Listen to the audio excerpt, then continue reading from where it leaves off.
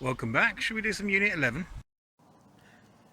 Well, I think this is a bit of an anticlimax coming back to these pages because, as you can see, if you look at page 108, there's a lot of reading there, interfering with nature. It's really interesting and important stuff. Great vocabulary.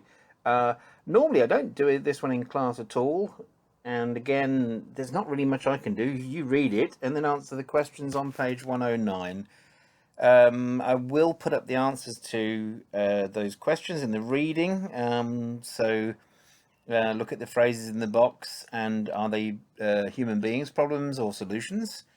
Then in part 2, match the text to the pictures. And then in part 3, have a conversation with an imaginary partner. There's loads of stuff on page 109, and I'll put up the answers in 5, 4, 3, 2, 1. You need to press pause to check the answers.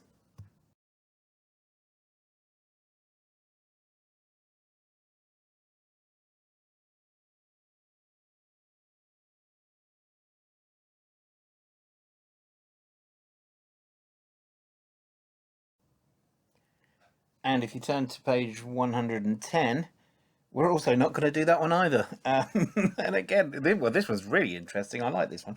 I will put up the listening for you in just a moment, but it's all about different medical ethics problems. It makes for a wonderful discussion. There's still some very good vocabulary there, so please read what's at the top of page 110 and then try to complete the case summaries on page 111. There's also some very useful stuff for giving your opinion. So when you go on to level 2 speaking, for example, this could be quite useful. Have a look at page 110 and 111, and I will play the recording now. Unit 11, Recording 3. Case 1. Miss K, a 15-year-old secondary school student, wants to have plastic surgery to change the shape of her nose. Although no one at her private girls' school has bullied her about it, she feels that peer pressure to look attractive is very strong, and she says the issue is affecting her self-esteem and making her depressed.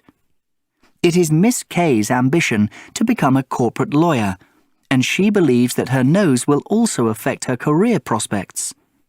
Her wealthy parents don't believe that her nose is such a serious problem and feel that she should wait until she is at least 21, as she may feel differently about it by then.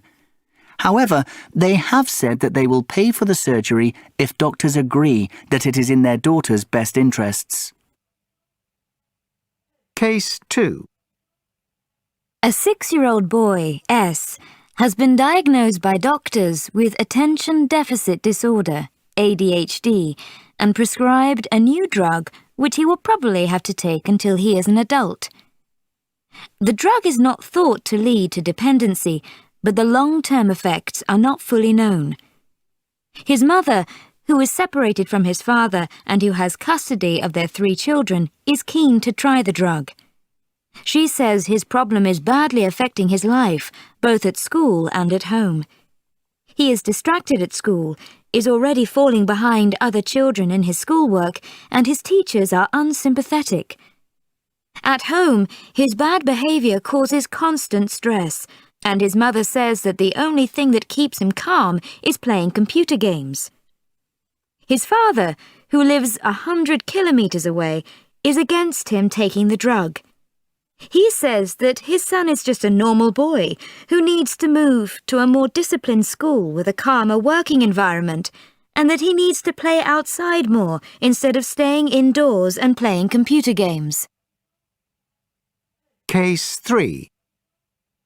Dr. Z, a prominent National Health Service specialist, has created a big stir in the media by publicly questioning whether he should treat a patient who is a heavy smoker.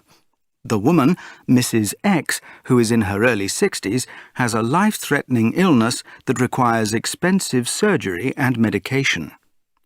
She has been a lifelong smoker and says that she cannot give up. Dr. Z says that treating her does not represent value for money for the taxpayer, as she is shortening her life expectancy considerably by smoking. However, opponents of Dr. Z point out that Mrs. X, who is a retired school secretary, was a taxpayer all her working life. Furthermore, her illness is not directly linked to smoking, and she is currently in good enough general health to undergo surgery and treatment. But as the ageing population grows and healthcare gets more and more expensive for the state, the case is causing huge public debate. Okay, stop the recording now because here come the answers. In case 1, you've got all the information on this next slide. What do you think? Should she have surgery to change her nose before she's 21? Yeah, I probably agree with you. I'm not so sure about, well, certainly not before 18 anyway. Let's move on to case 2. Right, should he start taking the drug? What right has the father got to say anything? He doesn't live with them, but he's still the father. And the last one, case 3, just because somebody has some different lifestyle choices, does it mean that their taxes that they've paid shouldn't be used for their health? Some people say this is self-inflicted. I will let you decide. Have a look at the answers, see what you think. Right, let's move on to some grammar. These are if sentences, these are conditional, or as I like to call them, real or unreal situations. The real one would be if the girl has an operation, she will feel better. That's a real prospect, it's a real thing that can happen. We can also in the present or the future say if he played more sport, he would be calmer. But we don't know if that's true. It's a possibility. That's what his dad thinks, and he can still change it. On the other hand, in the past, if it's not a real situation, then of course we need to look at what would have happened or what wouldn't have happened in this case. So if she hadn't smoked all her life, she wouldn't have become so ill, but now it's too late to change. She smoked all her life. Okay, so that's our grammar. There are 3 kinds of if sentence, and we'll look at the third one in detail now.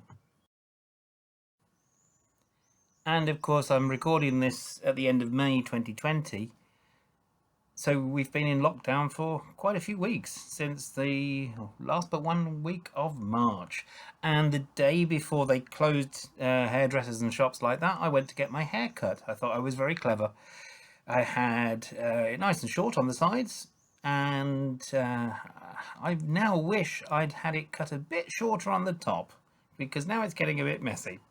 So I wish I'd had my hair cut shorter. I wish I had had my hair cut shorter, or if I had known how long lockdown was going to last, I would have got my hair cut shorter. And as you can see now in the next picture, here's the proof. That's late March on the left, and this is okay. I've not combed it or styled it today, but you can see it's getting a little bit too long on the sides.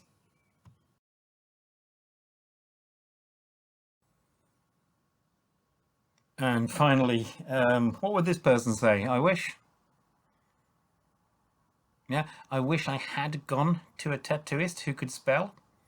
If I had watched more carefully, if I had written the spelling for my tattooist, I wouldn't have got such a terrible tattoo. Or we can mix them. In the past, if I hadn't gone to a tattoo artist who can't spell, I wouldn't have this thing now. You notice? That's what's called a mixed conditional, and we'll do those soon.